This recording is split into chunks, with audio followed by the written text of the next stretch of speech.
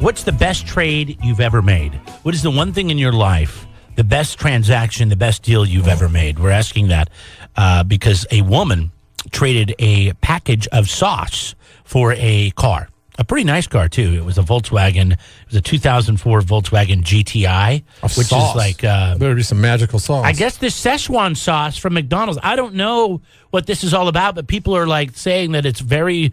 There's some cartoon. Okay, there's some cartoon that's got like a cult following, and I might be wrong about this. It's a television show or a cartoon that makes references to McDonald's Szechuan sauce, which was a limited edition. And I don't know. This is just what I gather from the internet. And people are crazy that like the cartoon or the television show. They're crazy for the Szechuan sauce. And I don't know what is it about this sauce. They'll do crazy things for the Szechuan sauce. Like literally give somebody a 2004 Volkswagen Jetta GTI, which I have no idea what the value is, but I'm going to guess that car, 2004, is probably worth at least $4 or $5 grand. Yeah. GTI? I like a GTI. Yeah, and it's in great shape, by the way, too. Is? That's the other thing. It's got custom rims on it. Oh, well, geez. So, I'd trade that. This gal traded one packet of McDonald's Szechuan sauce. It's apparently to dip your nuggets in. Ooh, I like that Szechuan and chicken. That's like, think about it. That's like Chinese food, isn't it? Like you get a nice little, because when you get the sweet and sour chicken, they always bread it and they fry it, and then you get that sweet and sour sauce. It's been literally since my youth since I've eaten McDonald's chicken nuggets. Do they not do sweet and sour sauce anymore? They do a sweet and sour. Okay, but they don't. Yeah, but the Szechuan is a little different. It's got a little bit more soy in it. Why can't you take the sweet and sour, add some soy to it, add some soy and some peppers, and some peppers, like I'm going to do to my coffee a little bit later on. You're not doing it now? No, I'm still working on the old cup of coffee. You don't want to mess up the old cup of coffee? No, I want it to brew fresh. That's true. If I could stick the actual red peppers inside the Keurig cup, I would. But I can't do that, so I'm just going to put them in the bottom. But I want to start fresh. I don't want to be tainted with some old coffee, and I got some sweet and low in it and stuff. I want it to full on be the coffee of my making. That's where I'm going to go, and then I'm going to trade it for a car when I'm all done. She lives in Wisconsin. I feel like this is totally something a Wisconsinite would do, right? Right. Would trade a packet of sauce. Oh, it's probably like a Volkswagen GTI. 19-year-old kid that probably got the car for free from his dad, and he's like, I don't like this car, Dad. So he's like, I'm going to show Dad. I'm going to trade my car for a packet of Szechuan sauce because I like this car too. Do you remember that TV show where they would barter? I think it was just called Barterers or something like that. And there was the two guys, and one had Tourette's. It was a great show because the guy had Tourette's, and each time he would damn it. And then, but he would trade. He was on a TV show, and they would compete against each other. I remember, and they would start with sometimes a pen, and then somebody would end up with an iPad. Well, this gal wins with a packet of sauce. Wasn't the show in Palmdale? Yeah, I remember somewhere in California. Working their way up to a cabin up at Big Bear or something. Yeah. Starting off with like something. A keyboard or something. Yeah, really a Casio keyboard. I was like, whoa, that's this can't be a real show. Pretty amazing. But then you hear stuff like this. Do you really want to know about my best trade? Yeah, I want to know what your best trade was. My best trade actually happened within the last 24 hours. It was Samaje Perine and Martavis Bryant for Doug Baldwin. Got him! Got him! I want you to tell everybody what you did, because this is... What do you mean what I did? There should be like a HBO Showtime series about you and your fantasy football practices, because you tracked a guy down No. Injury after injury. Lost Odell Beckham Jr. He had everybody on a bye. You hunted him down at a pumpkin patch where he took his kids to go get a pumpkin, and you're like, yo, bro, you need me this week. You know you need me. I want Doug Baldwin. I'll give you this. I'll make it so you have at least a shot this week. I love the picture that you paint of that. No, we just happened to be at the same pumpkin patch. Oh, sure, yeah, we just happened to be. Listen, I've seen Breaking Bad. I watch all these HBO shows. I know what Ray Donovan's all about. You are the Ray Donovan of fantasy football. It was funny because my wife says, do you want to go to the pumpkin patch with us? I said, who's all going? And she listed off all the parents. You're thinking, probably no. Parents and the kids that are there. And then she said, Rob is going. And I said, oh, really? What's the best trade that you've ever done? Well, it was an old bicycle that I had when I was a kid. It was kind of like it was a Huffy. Remember, it was like a BMX type bicycle, and I traded to a friend of mine for 4 baseball cards, a Ken Griffey Jr. Whoa! You traded a complete bicycle for 4 pieces of cardboard? Yeah, I'm going to say that you did not get the best of that trade. Well, I had a new bike because I won this bike through this candle thing I had to do at school. But the cards alone were worth over $150. I don't think the bike was worth that. The bike was well, of course you're going to my first bike. In your mind, this is what you do in fantasy football too.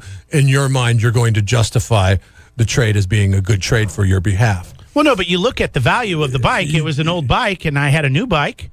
And this guy had 4 baseball cards that I wanted. 2 of them were over $50 in value. And I was like, yeah, but value is only really applied to whatever somebody's willing to pay for it. Did you sell those cards? No, I still have them. I don't know if there's any value to them or not. He is a Hall of Famer, Yeah. Ken Griffey Jr., Yeah. but baseball cards aren't as valuable as they used to be. Yeah, I didn't need the bike anymore. How did you acquire the bike? Remember when they used to come in and I always thought this was super shady, but now that I'm older and I look back at it, but they would come into the school and they would have you sell stuff. We were selling candles, and they were like they were Christmas candles, and they were all these different kind of candles that were in these glass jars. Oh, junk! And yeah, they would have you. They would have you sell candy, or they would have you sell all kinds of stuff. The worst made in China junk that you could you would buy. You could buy these things at dollar stores, and these companies would come in and they would say, "Hey, let us outsource your kids to sell our products at a very high markup and use their cuteness to do it." Sweatshop mentality. Yeah, I mean, but parents always ended up selling that stuff. Yes. But I was super shady that they would just roll in to elementary schools. Okay. The teachers would be behind it. Yeah. The principal would be behind it. Yeah, whoever sells the most candles is get. Like, did they get kickbacks out of that? Well, it's fundraising for the school. So how it works is the company gives a percentage of what they sell. $1 candle, and they'll sell it for $15. The company will probably take $7 to $8 of the sale.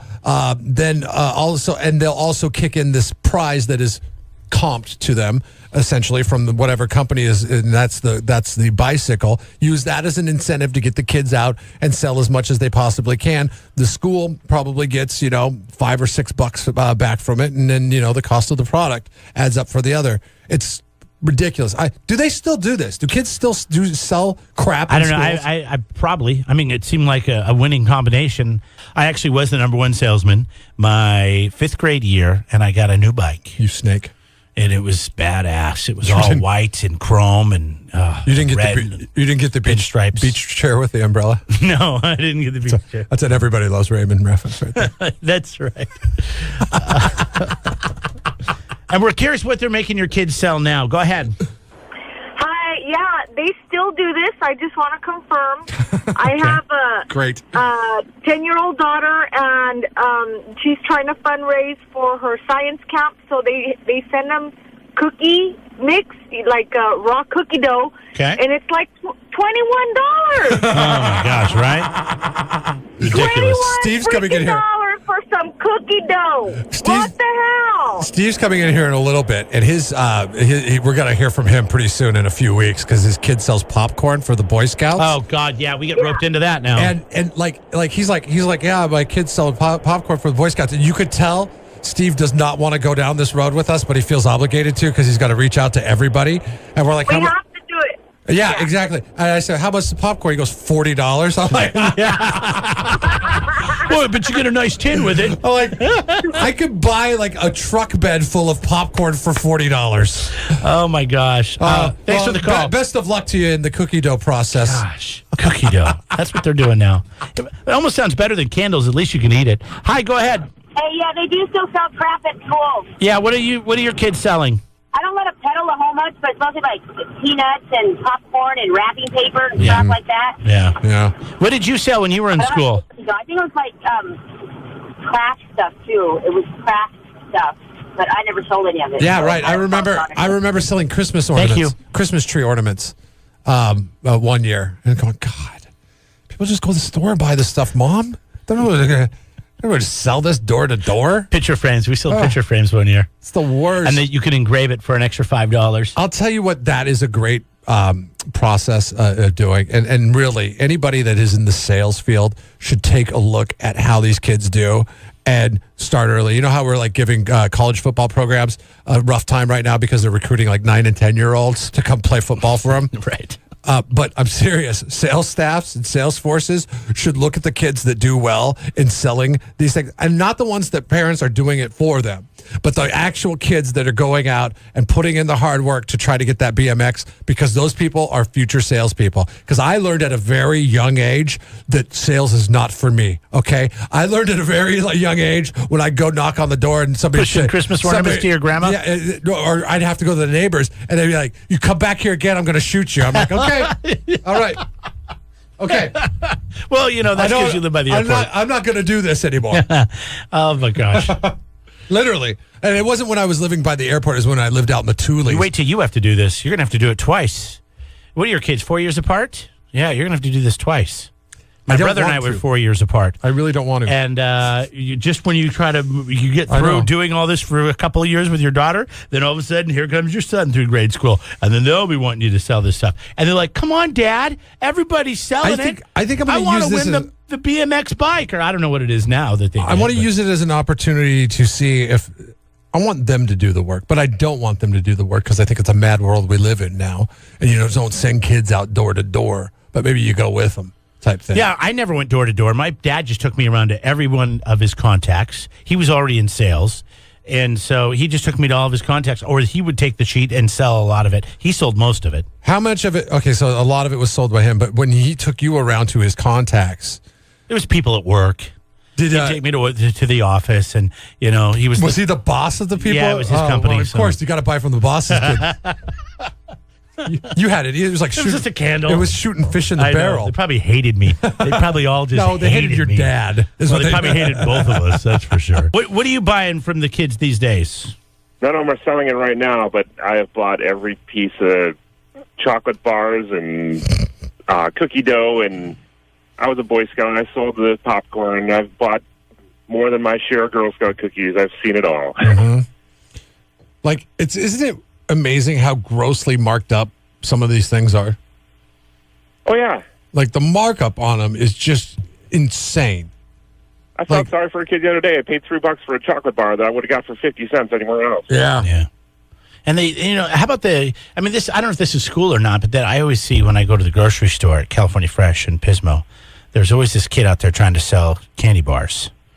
And, I feel like just telling them I'm diabetic or something because I've run out of saying no. I feel so bad. It's like when you're in Costco and they're trying to sell you solar and you're like, sorry, I rent. I'm like thinking, I told my wife, I'm like, what if I just told him I'm diabetic? He probably look at me like, what does that mean? Buy a candy bar. I do the normal one. Oh, sorry, I don't have any cash on me. Yeah. Everybody says that. Yeah, that's why I feel like I got to switch it up. You could say that now. But I was somewhere the other day, and I said, I'm sorry, I don't have any cash on me. They said, it's okay, we have the Square. And I'm like, what? No! You can't use that anymore. Now they got the thing that plugs into the phone. My mom is a candle whore. Maybe that's not the right word.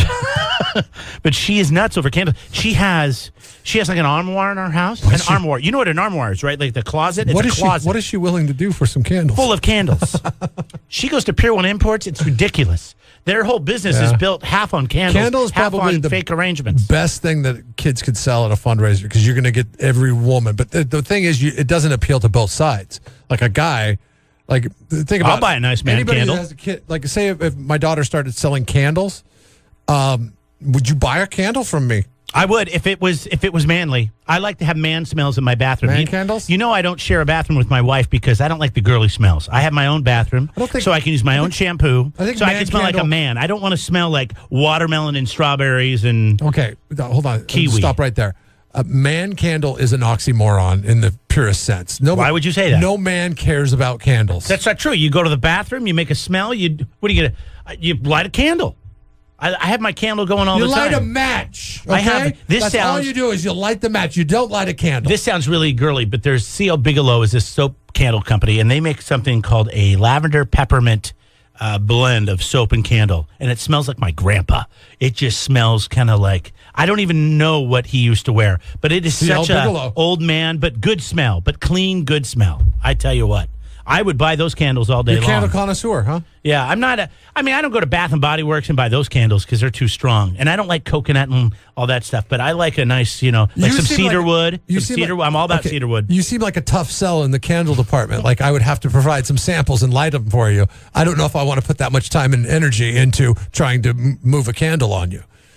For my daughter's sake, which is just going to be an underpriced product for way too much money. The problem with the candles is unless they do scratch and sniff. Yes. I want to smell the candle because I want candles that smell good. I like that. I like the winter forest stuff. That's good. It's kind of a pine smell. You'd be the kind of... You know me, I got all the colognes. I like the good smells. It's just, when I sold them, it was just all about the design on the glass that the candle was in. Because that got all the ladies, because it wasn't until somewhere in the 90s they just started adding fragrances to candles that were blowing people's minds. Like once they came out with that sugar cookie candle, people were like, what? Hold on a second. You can make my house smell like I'm a good cook? I'll take 5 of those. CJ's on line 2. He agrees with me. He says that men don't need candles in the bathroom. What do you do, CJ? You take that match and you light 2 little sheets of toilet paper on fire, let it burn for a second, drop it in the toilet, and that works better than anything. No, but it just smells like burnt paper. I like the smell of pine and cedar. When Jeremy takes a deuce, he likes to think about his grandpa, okay? That's not necessarily true. That's exactly true. With grandpa. No, that's old-time smell. No, try it. Just try it once. Yeah, that's all we've ever done. Now my house smells like it's on fire versus pine and just light a cedar. match. Just light a match. It doesn't smell that bad. All right. Come on. Come on. He had to take advice from a guy He had to that go sounds to like next Jersey. level, though. He's like, he burns a match, and then he's like, I don't think that's going to be good enough. I need to burn another match, and then light Where the are we getting these matches, by the way? They still make matches? I buy some cigar matches sometimes. That's the thing, yeah. Where do you buy matches? Matchbooks are kind of, they've become a lost thing of the old days. I was at the Chevron Mini Mart in Paso on the 46th the other day. Somebody in front of me bought a pack of cigarettes, and she's like, would you like a book of matches? So I don't know if you can buy them, but you can get them free if you buy cigarettes. That's an expensive book of matches. Can you just ask them for a book of matches without buying cigarettes? I don't know. I don't know. I've never tried. Not in this climate. What are you going to do? Say, hey, can I get a book of matches? What do you? No. What's your point? Well, I'll give you $1. Well, no, because I can't ring it in. What am I going to do with it? I'd be selling matches on the side all day long if I worked at the Chevron Mini Mart. You also were very proficient at selling crappy candles too. You got you a BMX bike, so if anybody could do it, I believe you could do it. Thank you. Well, of course. Janelle wrote in. She says that guy sounded like Sugar Bear from Honey Boo Boo. Hey, I did help with Grandma. Just go with the Just light your toilet paper on fire. Mike. Hi, Mike. How are you? Hello. Yeah, I'm pretty much back when we did it. It was like magazine subscriptions, and then they finally got into the candy bars. Yeah, that's right. And then when the magazine subscriptions were, door to door, and then one of the girl's fathers took her to all the doctor's office, and then that was just like no chance to beat her because she had all those subscriptions. But on another thing about saying that you can, I'm a diabetic, I can't have your cookies. Well, now they got sugar-free cookies, so that's okay. We got sugar-free, so we can't say. That was kind of funny the last time I went over. I don't know if it was the Girl Scouts or something, but they said, "Oh, we have sugar-free," and I was like, "Well, sorry, I can't explain that it's not the sugar, it's the flour and stuff." It's the gluten. I can't have gluten. I can't have gluten. I'm a glutard. Don't they have gluten cookies also now? Yeah, no, they'll come up. They'll say, we have gluten-free ones. No. They'll have every answer. But trust me, you don't take cash, we take cards. If you're diabetic, it's okay. We got sugar-free. If you're celiac disease, we've got gluten-free. Okay, we've got it all. We're the damn Girl Scouts. Buy our cookies. Say no. I'm just broke, and I don't want to buy your damn cookies. You know what I'd like to do? Thanks, buddy. Is I would like to teach my kids a lesson in sales, a true lesson in sales, and that is set them next to maybe the Girl Scouts or whoever's selling the marked up product, the candy bars. Somebody called in earlier and said that they buy a $3 candy bar that would have cost them, $1 if they would have bought it inside the store. Is go inside the store, buy a bunch of candy bars for $1, sell them for $1.50.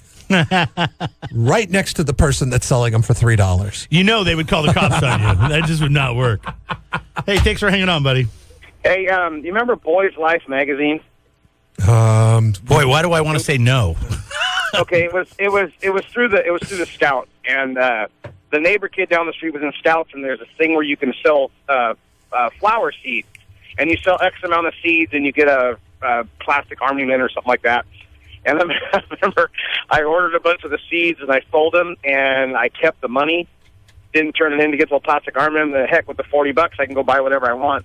And then about 3 or 4 weeks later, a letter came in the mail to my parents because I kept the money, and boy, I got my ass. Oh, hey, it went through all of our minds, right? I always thought about keeping that money. I had a couple $100 in candle sales. I was like, why? I could go out and buy 3 bikes for this. Yeah. Exactly, why would I buy for 1 bike? He sold all those packets of seeds, and all he got was a balsa wood airplane. I'm thinking, hell, I'm keeping the $40. I'm going to save on to buy what I want. Can you imagine it was a good plan until the letter came in the mail. My dad found out. Boy, I got my ass loaded. Imagine if you would have ended up or got your dad arrested because you kept the money. Fundraiser fraud. Yeah. You're not the only minor that thought of it. You too, buddy. Happy Friday to you.